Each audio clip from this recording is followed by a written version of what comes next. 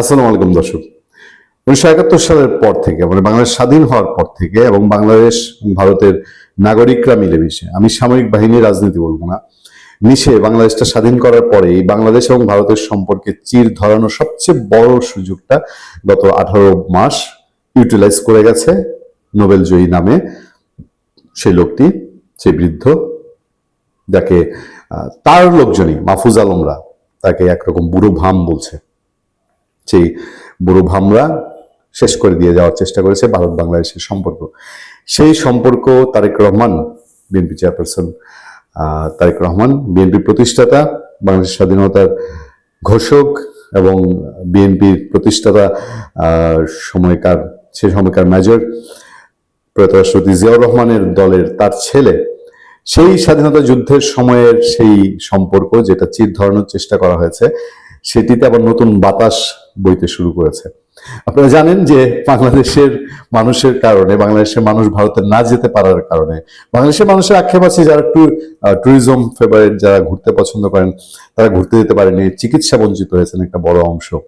কিন্তু ভারতের বিশেষ করে শিলিগুড়ি, দার্জিলিং, কলকাতা, সেসবের হোটেল ব্যবসায়ী এবং কলকাতার নিউ মার্কেট, যেটা বাংলাদেশের মানুষের উপরে নির্ভরশীল, তাদের কপালে হাত পড়েছিল এবং তাদের কপাল পুড়েছিল, তারা পথে বসেছিল বাংলাদেশের মানুষ যাওয়ার কারণে। এবং এটা একটা কেমন যেন বিকৃত পরিতৃপ্তির মতো ব্যাপার তৈরি করেছিল ওই ভারত বাংলাদেশ সম্পর্ক যারা নষ্ট করতে চেয়েছিল তাদের মধ্যে একটা সুখবর দেখতে পাচ্ছি আমি। বাংলাদেশিদের উপর নিষেধাজ্ঞা তুলে নিলেন শিলিগুড়ির হোটেল মালিকরা। শিলিগুড়ি তারা আবার 1 ডিগ্রি, যখন ভারত বাংলাদেশ সম্পর্কটা খুব বাজে পর্যায়ে গিয়েছে, সেই সময়ে শিলিগুড়ির অতি উৎসাহী হোটেল ব্যবসায়ীরা অবশ্য একদিক দিয়ে ভালো করেছে, কারণ তখন বাংলাদেশিরা ওখানে গেলে তাদের নিরাপত্তা ঝুঁকি ছিল সাংঘাতিক।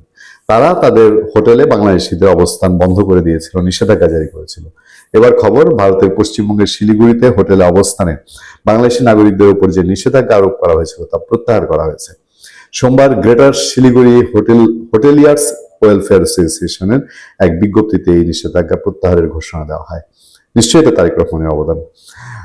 সোমবার গ্রেটার শিলিগুড়ি তারা দেয় বিবৃতিতে তারা জানাচ্ছে যে বর্তমান পরিস্থিতি পুনর্মূল্যায়নের পর greater Siliguri hoteliers welfare association সদস্য হোটেল মালিকদের মধ্যে আনুষ্ঠানিকভাবে ভোটাভুটির আয়োজন করে। ভোটাভুটিতে সংখ্যাগরিষ্ঠ সদস্য পুনরায় বাংলাদেশিদের জন্য হোটেল বুকিং শুরু করার পক্ষে মত দেন।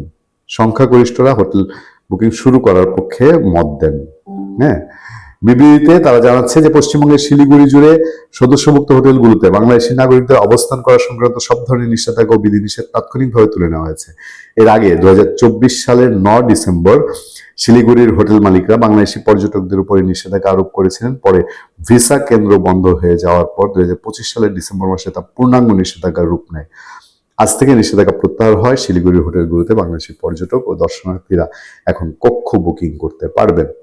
নিশ্চয়ই ভারত বাংলাদেশের এই সম্পর্ক উন্নয়নের এই ক্ষুদ্র ধাপ দুই দেশের সম্পর্ক আবার আগের জায়গায় বা আগের চেয়ে আরো গভীর জায়গায় যাক, এই প্রত্যাশাই থাকে। ভালো থাকবেন, সুস্থ থাকবেন। আপনার সাথে আমি আতিক রহমান, পূর্ণিয়া।